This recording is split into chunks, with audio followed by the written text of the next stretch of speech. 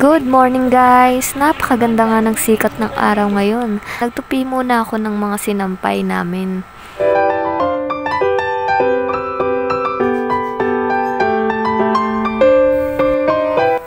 Pagkatapos ay nagwalis na rin ako dahil nga napakakalat ng sahig namin.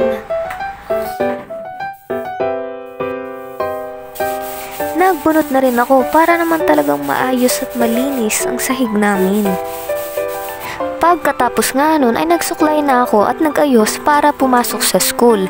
Ngayon kasi ang day 1 ng aming nat at kailangan na maaga kaming pumasok at hindi dapat kami malate.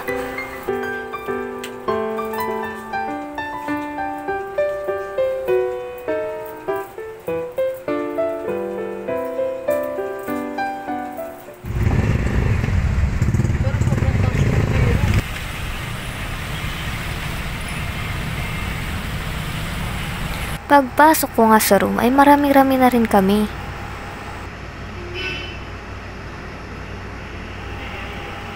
Alas 5 nga kami pinauwi ng proktor dahil tapos na rin kaming lahat sa pagsasagot ng nat. At pag uwi ko nga ay namili ako sa dali ng mga chicherya para sa tindahan namin.